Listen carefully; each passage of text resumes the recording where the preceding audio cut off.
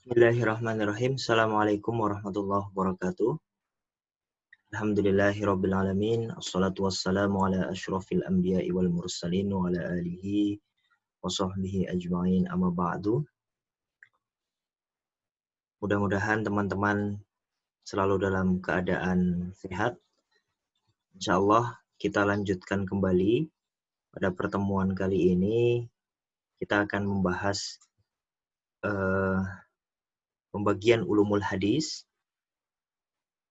yaitu ilmu hadis riwayah dan ilmu hadis diroyah.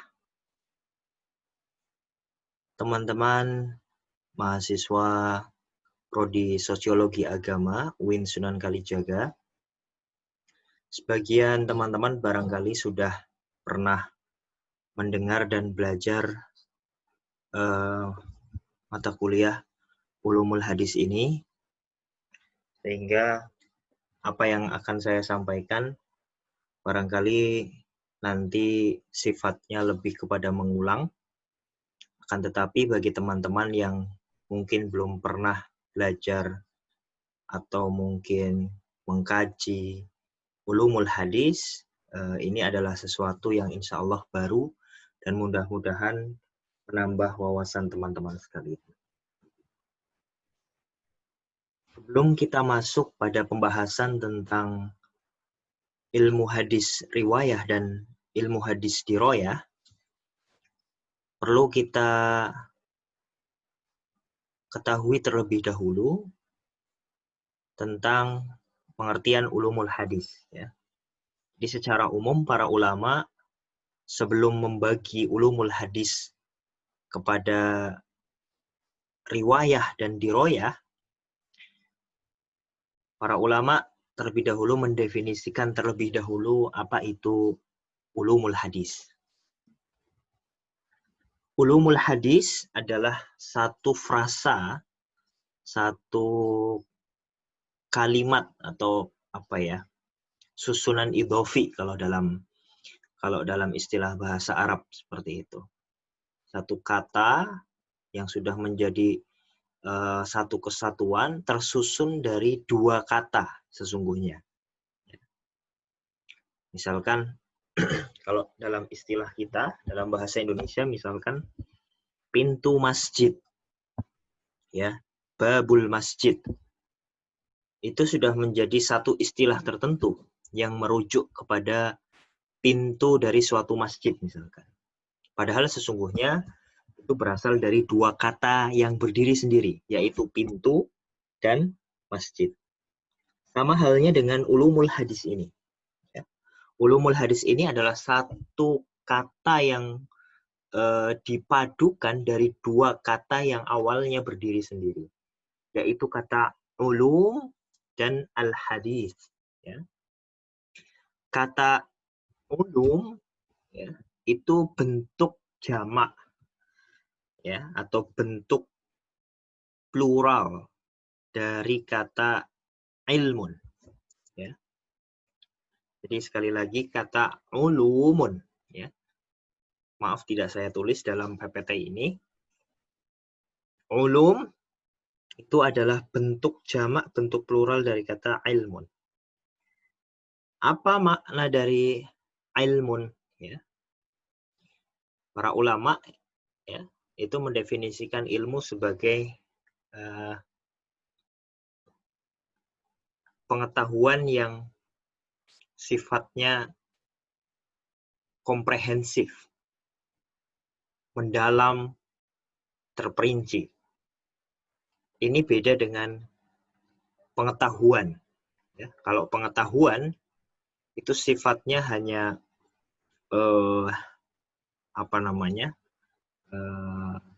global, ya, secara umum. Bedanya ilmu dengan pengetahuan, al-ilmu dan al-ma'rifah, gitu. Itu bedanya. Ilmu itu mendalam, komprehensif, terperinci. Kalau al-ma'rifah itu pengetahuan yang sifatnya global, umum, gitu ya. Nah, kata ulumul hadis ini selain disusun dari kata ulum atau jamak dari kata ilmun, juga dibentuk dari kata al-hadits, sebagaimana sudah sama-sama kita ketahui pengertiannya, sudah kita bahas pada pertemuan sebelumnya. Mudah-mudahan teman-teman sudah menonton video kami, ya, sehingga sudah tahu pengertian dari hadis itu apa, ya. Segala sesuatu yang disandarkan kepada Nabi, ya, min qaulin au fi'lin au takririn au sifatin. Segala sesuatu yang disandarkan kepada Nabi, baik berupa perkataan, perbuatan, takrir, atau pernyataan, atau jadi secara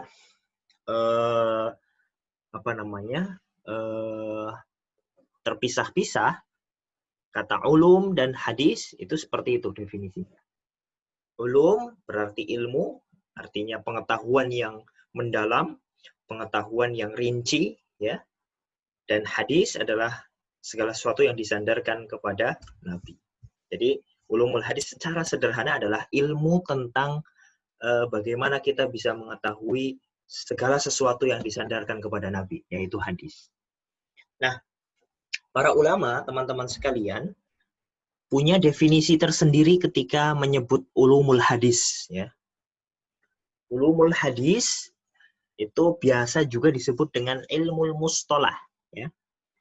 Jadi, di belakang akan kita kupas lagi. Ulumul hadis, ilmu mustalah, mustalahul hadis, ya, usulul hadis itu bedanya apa?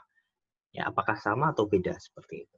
Nah, ulumul hadis itu dalam sebagian pengertian para ulama itu disamakan. Ya. Apa yang disebut sebagai ulumul hadis itu adalah ilmun bi usulin wa qawaid yu'rafu biha ahwalus sanadi wal matni min haitsul qabul war rad. Jadi ilmu hadis, ilmu mustalah hadis, ulumul hadis itu adalah ilmu yang membahas tentang pokok-pokok dan kaidah-kaidah. Yang dengan ilmu itu kita bisa mengetahui keadaan sanad dan matan. Ya. Kualitas sanadnya bagaimana, kualitas matannya bagaimana. Ya. Min haitsul qabul war raddu. Sanad dan matan itu nanti pada akhirnya bisa kita simpulkan apakah bisa diterima sebagai hujjah atau argumentasi atau justru malah tertolak. Ya.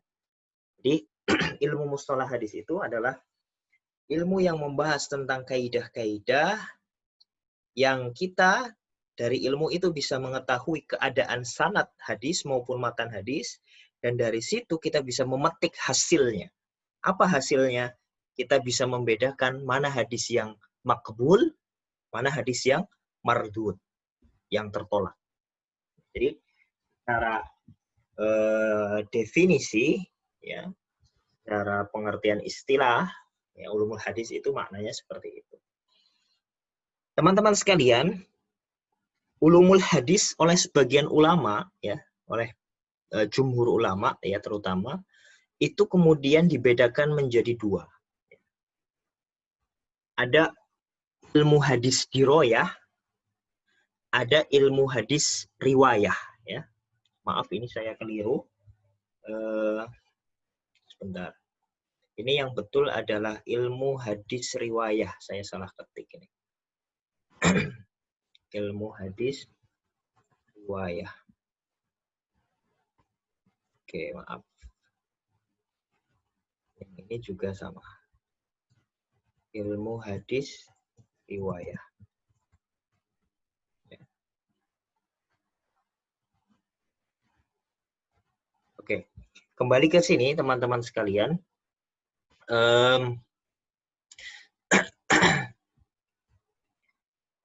Ulumul hadis ada dua, yaitu ulumul hadis riwayah dan ulumul hadis diroyah. Ya. Maksudnya apa sih sebenarnya? Baik, kita akan kupas satu persatu, ya. Ulumul hadis riwayah atau ilmu hadis riwayah itu definisinya adalah sebagaimana yang disebutkan dalam kitab Manhajun Naqd fi Ulumil Hadis, kayak seorang ulama kontemporer yang beberapa waktu lalu belum lama meninggal dunia, yaitu Dr. Nuruddin Iter. Ya. Jadi yang disebut dengan ilmu hadis riwayah itu adalah ilmu hadis yang khusus membahas tentang periwayatan hadis. Ya, jadi ilmu ini itu meliputi perkataan Nabi, perbuatan Nabi, ya, kemudian riwayat-riwayat hadis, riwayat-riwayat tentang Nabi, gitu ya. Lalu kemudian juga membahas tentang kaidah-kaidahnya dan juga membahas tentang lafal-lafal yang ada di dalam hadis atau matan hadisnya. Jadi ilmu hadis riwayat itu, ya, jadi ilmu yang meliputi yang akan membahas tentang secara umum perbuatan Nabi, perkataan Nabi, riwayat yang dinisbatkan kepada Nabi, kemudian kaidah-kaidahnya, lalu kemudian matan isi dari hadis tersebut. Ya. Nah, itu salah satu definisi ilmu hadis riwayah.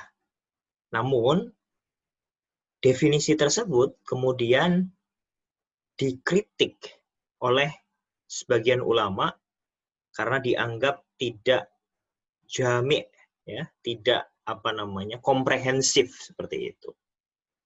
Kenapa? Karena di sana tidak menyebutkan aspek takrir dan sifat Nabi. Padahal kalau kita kembali kemarin, ya, dalam definisi hadis secara istilah adalah ma udhifa ilan nabi sallallahu alaihi wasallam min qaulin au fi'lin au takririn au sifatin, ya. Segala sesuatu yang dinisbatkan kepada Nabi, baik perkataan, perbuatan, takrir ataupun sifat. Tapi dalam definisi tadi, ilmu hadis riwayah, ya, itu tidak ada kata takrir dan tidak ada kata sifat. Jadi definisi pertama tadi tidak menyebutkan bahwa ilmu riwayah, ilmu hadis riwayah itu tidak membahas takrir Nabi, tidak membahas sifat Nabi. Dan itu kemudian dikritik oleh ulama yang datang setelahnya, ya, karena menganggap bahwa kurang definisinya karena tidak memasukkan kata takrir dan kata sifat. Kemudian ada juga yang mengkritik lagi bahwa ilmu hadis riwayah itu tidak hanya membahas tentang segala sesuatu yang dinisbatkan kepada Nabi, tapi juga nanti di dalamnya akan membahas tentang bagaimana status perkataan sahabat atau tabi'in. Jadi tidak hanya ma'udhifa ilan nabi, tapi ma'udhifa ilas sahabi au tabi'in. Ya. Segala sesuatu yang dinisbatkan kepada selain kepada Nabi, juga kepada sahabat dan tabi'in. Ya, maka kemudian pendapat yang dipilih, ya, oleh ulama-ulama kontemporer, khususnya adalah Nuruddin Itar, adalah pendapat yang menyebutkan bahwa ilmu hadis riwayah itu adalah ilmu yang meliputi segala sesuatu yang dinisbatkan kepada Nabi, baik itu perkataan, perbuatan, kemudian takrir yang tadinya tidak ada dimasukkan, lalu kemudian sifat, lalu kemudian kaidah-kaidah dan juga matan. Jadi segala sesuatu yang berkaitan dengan Nabi, hadis Nabi, itu masuk dalam ilmu hadis riwayah. Di samping itu juga oleh Nuruddin Itar ditambahkan juga bahwa tidak hanya membahas perkataan Nabi atau perbuatan Nabi saja, tapi sahabat dan juga tabi'in. Ya, jadi itu. Nah, kemudian pertanyaannya adalah apa sesungguhnya tema pembahasan yang akan dibahas dalam ulumul hadis riwayah ini? Nah, teman-teman sekalian, pertama, karena ini adalah ilmu yang membahas tentang perkataan, perbuatan, takrir, sifat, kaidah, dan juga matan dari hadis Nabi, dan juga sahabat dan juga tabi'in, maka tentu tema yang akan dibahas adalah segala sesuatu yang dinisbatkan kepada mereka, ya, otomatis itu. Lalu kemudian kaidah-kaidah untuk mengetahui sanad ini sahih atau hasan atau dhaif, itu juga akan dikaji di sana. Ini perawinya lemah atau kuat, itu juga akan akan dibahas dalam ulumul hadis riwayah. Ya. Termasuk juga itu akan membahas tentang makna hadis, matan hadis itu isinya mengandung pelajaran apa gitu ya. Misalkan dari hadis innamal a'malu binniyat, apa yang bisa diambil dari faedah hadis tersebut? Ya, misalkan bahwa niat itu menjadi wajib dalam segala sesuatu aktivitas, terutama ibadah misalkan. Nah, itu juga akan dibahas pada ulumul hadis riwayah. Jadi tidak hanya membahas tentang segala sesuatu yang dinisbatkan kepada Nabi, sahabat dan juga tabi'in, kemudian kaidah-kaidah mengetahui sanadnya bagaimana, cara mengetahui sahih hasan dhaifnya bagaimana, tapi juga termasuk hadis tersebut itu punya faidah apa yang bisa diistinbati ya. Apakah dari hadis tersebut niat itu menjadi wajib, menjadi sunnah atau bagaimana gitu. Ya, sampai kepada sana. Oke, nah sekarang yang kedua, ilmu hadis diroyah. Ya, kalau tadi ilmu hadis riwayah, sekarang ilmu hadis diroyah. Definisinya apa? Definisi dari ilmu hadis diroyah itu sama dengan definisi mustalahul hadis yang tadi di awal ya. Jadi sebelum kita bahas ulumul hadis riwayah, kita bahas apa yang dimaksud dengan ilmu mustalah ya.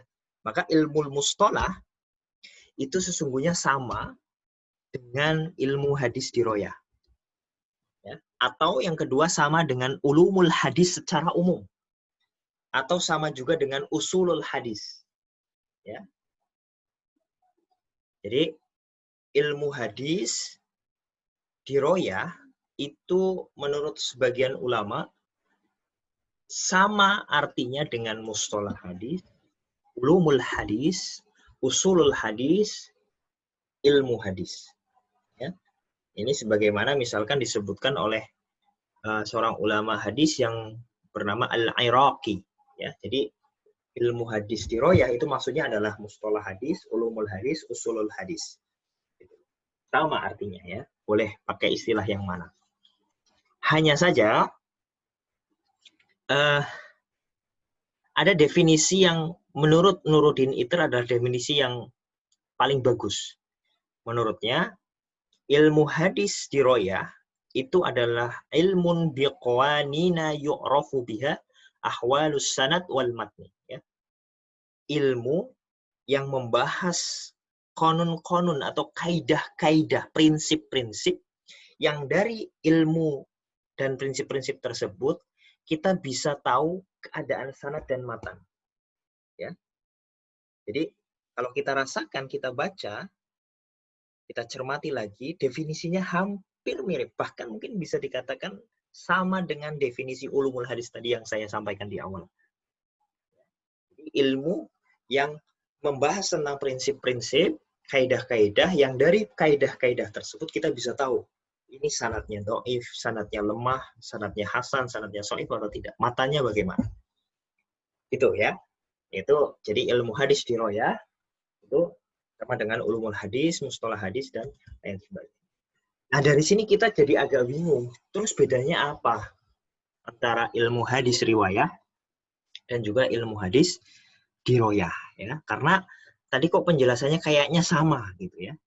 Kayaknya sama ya. Tapi sebenarnya ada perbedaan ya. Perbedaannya apa? Nah, ini yang dijelaskan oleh Nuruddin Itir. Jadi jawaban ketika ditanya perbedaan antara ilmu hadis diroyah dan ilmu hadis riwayah itu apa sesungguhnya? Jawabannya adalah bahwa ilmu hadis diroyah itu mengantarkan kita pada pengetahuan suatu hadis itu makbul atau mardud, tapi dalam pengetahuan yang sifatnya umum. Ya. Jadi kita bisa tahu hadis itu sahih, hadis itu hasan atau dhaif, tapi secara umum saja gitu. Kita hanya tahu oh ini hadisnya sahih, oh ini hadisnya hasan, oh ini hadisnya dhaif, tapi hanya kulitnya saja, tidak sampai mendalam, tidak sampai detail seperti itu. Ini dhaifnya kenapa? Apakah perawinya kadzab atau perawinya bagaimana? Gitu, sanadnya terputus atau tidak seperti itu. Tidak seperti itu ya. Tapi dia hanya mengantarkan kita bisa tahu mana hadis yang makbul, mana hadis yang mardud secara umum saja. Sedangkan kalau ilmu hadis riwayah itu pembahasannya itu lebih rinci, ya, lebih mendalam, lebih detail. Ya, jadi dari sini kita bisa tahu ilmu hadis riwayah itu kita bisa tahu ya keadaan sanad, keadaan matanya bagaimana, tapi hanya secara umum saja, tidak sampai mendalam.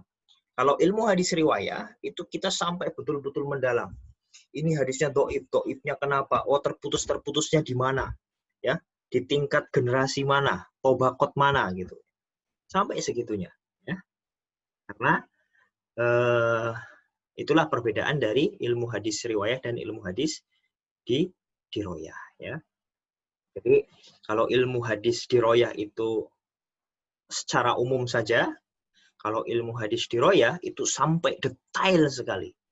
Ya, kita bisa tahu ini makbul atau mardud, ya, kita bisa tahu ini riwayatnya terputus atau tidak secara rinci. Nah, perbedaan dari ilmu hadis diroyah dan ilmu hadis riwayah itu sama persis dengan perbedaan antara ilmu nahwu dengan i'rab.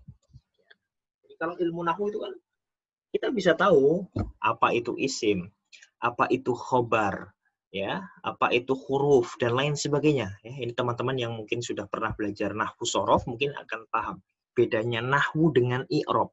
Tapi kalau i'rab itu lebih detail lagi, ya. Jadi satu kata itu dikupas secara rinci. Ya. Satu kata itu dirupas secara rinci. Kalau nahwu itu masih global, masih umum, membahas semuanya. Tapi kalau sudah masuk i'rab, coba di i'rab kalimat ini. Ya, maka setiap kalimat itu katanya itu dikupas satu persatu. Ini kedudukannya apa? Terbentuk dari kata apa? Nah, itu seperti itu.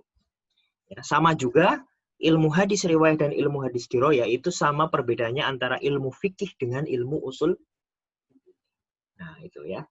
Jadi meskipun ada kesan sama, tapi sesungguhnya ada perbedaan di sana. Perbedaannya adalah pada tingkat kedalaman ilmunya. Kedalaman sesuatu yang bisa kita ambil dari ilmu tersebut. Tapi secara umum, ulumul hadis yang akan kita bahas, akan kita pelajari dalam satu semester ke depan, insya Allah, itu adalah ulumul hadis, baik yang diroyah maupun yang riwayah, insya Allah.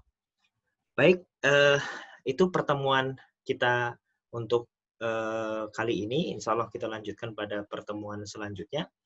Kita cukupkan dengan baca hamdalah. Alhamdulillahirrabbilalamin. Assalamualaikum warahmatullahi wabarakatuh.